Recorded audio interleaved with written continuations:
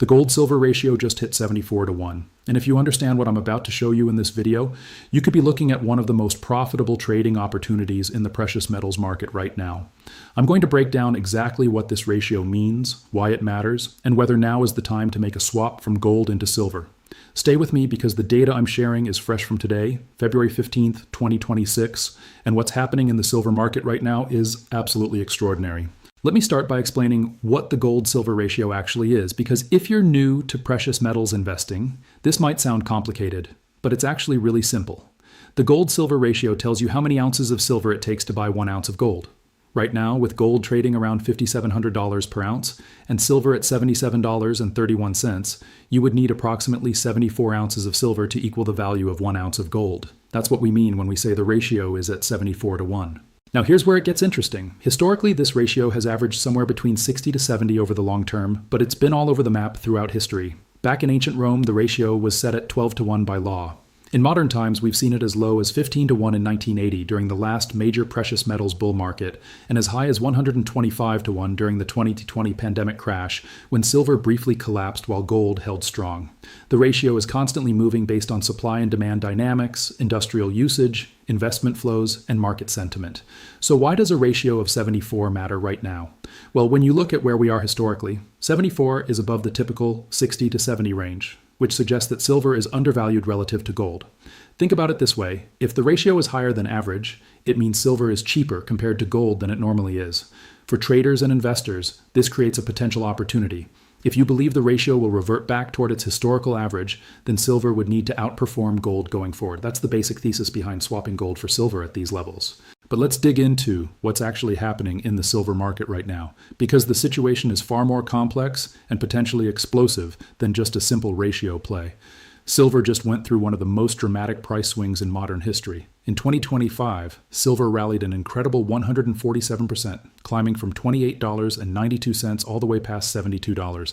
Then in January of this year, things went absolutely parabolic. Silver briefly exceeded $100 per ounce and actually hit an all-time record high of $121.64 on January 29th. What happened next was equally dramatic.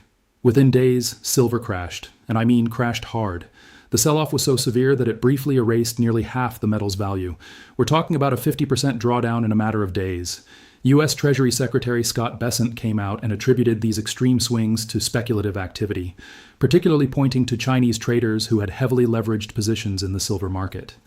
The Chicago Mercantile Exchange, or CME, responded to the volatility by increasing margin requirements from 11% to 15%, and this forced liquidation among traders who were using borrowed money to buy silver. When margin requirements go up, traders either have to put up more cash or sell their positions, and in this case, a lot of them had to sell, which accelerated the crash. Now here we are on February 15th with silver trading at $77.31, which is about 30% below that all-time high from just a couple weeks ago.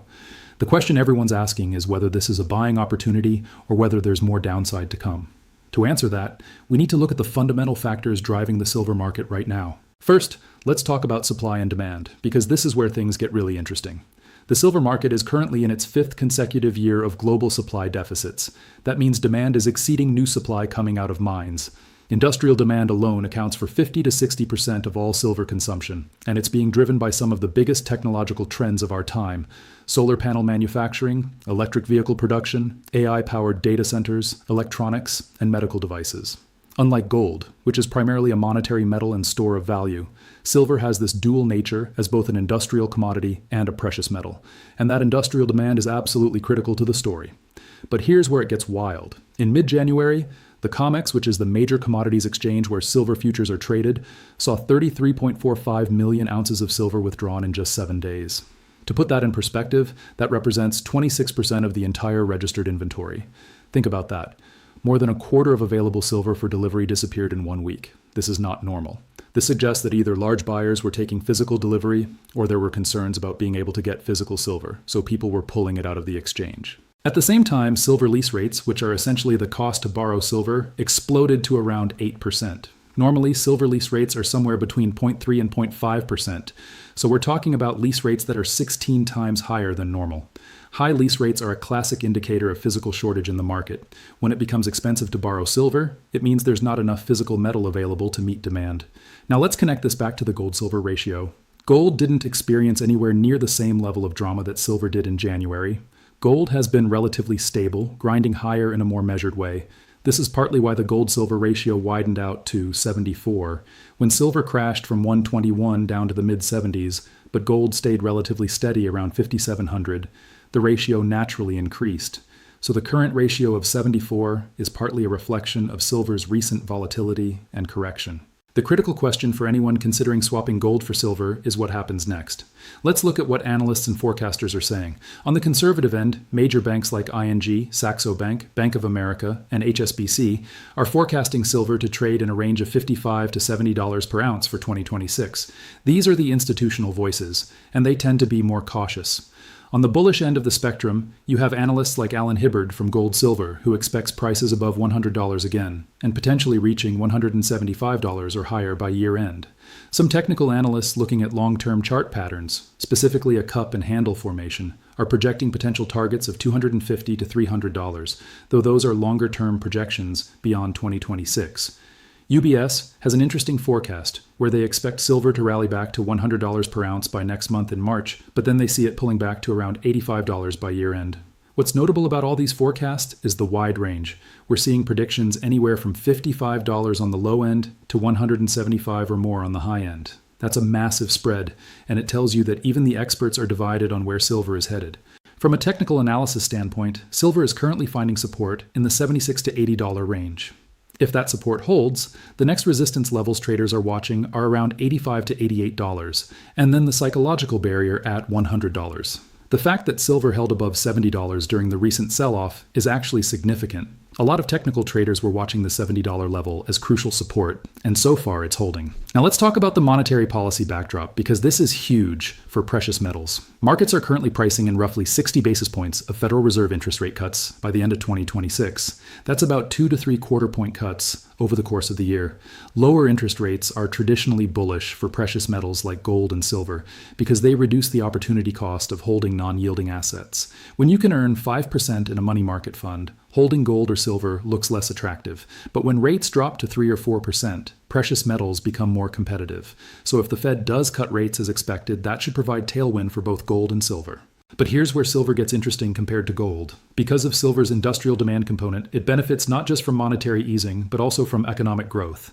If the economy stays strong and industrial demand for silver remains robust, silver could outperform gold. On the flip side, if we hit a recession, silver's industrial demand could suffer while gold, being purely a safe haven asset, might hold up better. This is the double-edged sword of silver's dual nature. There's also the physical versus paper market dynamic that's critical to understand right now.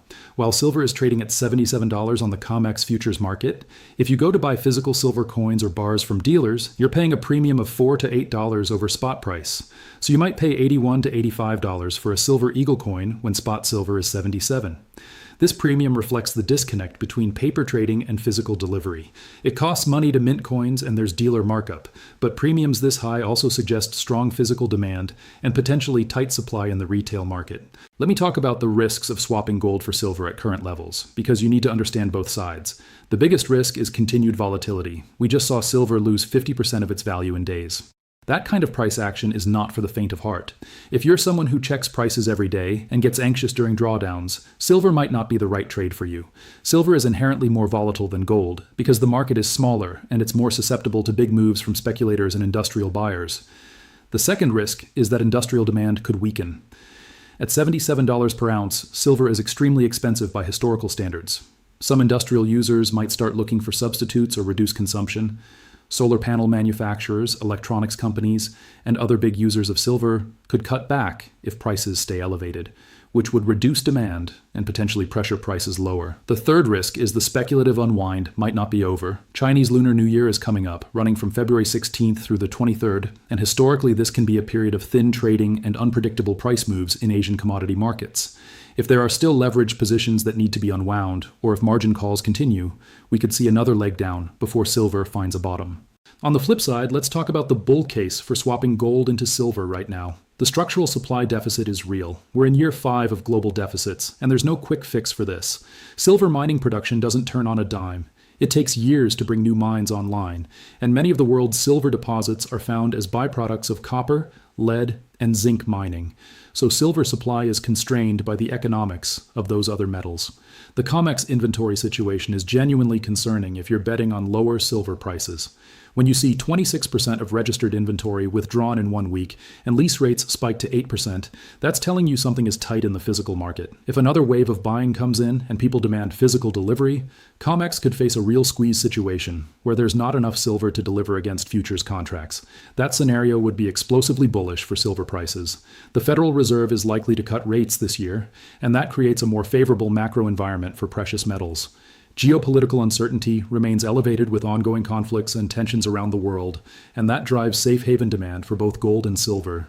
So here's how to think about the gold-silver ratio trade practically. If you own gold and you're considering swapping some or all of it into silver, you're essentially making a bet that silver will outperform gold going forward. With the ratio at 74, if it were to move back to 65 over the next year, silver would need to gain about 14% relative to gold. If silver is at 77 and gold is at 5,700 today, and the ratio moves to 65, that would put silver at around $87 if gold stayed flat, or higher if gold also rallied. The potential upside is significant if you get the timing right, but the downside is the volatility you'll endure along the way. One approach that many investors use is a partial swap rather than all or nothing. Maybe you take 20 to 30% of your gold holdings and convert them to silver, rather than swapping everything. This gives you exposure to the potential silver outperformance while still maintaining the stability and lower volatility of gold. Another consideration is your time horizon. If you're looking at a trade over the next few months, you're going to be dealing with all the volatility from the January spike and crash working its way through the system. If you're looking at a 1 to 3 year time frame, the structural supply deficit and industrial demand trends become more important than short-term volatility. My personal view, based on the data, is that silver looks compelling at current levels for investors with a medium to long-term horizon who can stomach volatility. The supply-demand fundamentals are genuinely tight. The industrial demand story is real and growing with the energy transition and technology build-out, and the monetary policy backdrop is becoming more favorable with expected rate cuts. The gold-silver ratio at 74 is above historical averages, which suggests silver is undervalued relative to gold. However, I would be cautious about going all in on silver right now given how much volatility we've just experienced. The market needs time to stabilize, and we could easily see more volatility through the end of February. Looking ahead to the next few months, I'll be watching several key indicators. First, COMEX inventory levels. If we see continued withdrawals and lease rates stay elevated, that's bullish for silver. Second, industrial demand data, particularly from solar panel manufacturers and electric vehicle producers. If that demand stays strong despite higher prices, it supports the bull case. Third, Federal Reserve policy and real interest rates. If rates start coming down as expected, that should benefit silver. And fourth, technical levels, particularly whether silver can break back above $85 and eventually challenge the $100 level again. The precious metals market is at a fascinating juncture right now. Gold is near all-time highs and grinding steadily higher. Silver just experienced one of the most dramatic boom-bust cycles in modern history, but appears to be finding support. The ratio between them suggests silver has room to catch up. Whether you decide to make the swap from gold to silver or not, understanding this ratio and the forces driving both metals is crucial for anyone serious about precious metals investing. The opportunity is real, but so are the risks. Position size appropriately, understand what you own and why you own it, and be prepared for volatility if you go the silver route. That's the reality of trading the gold-silver ratio in 2026.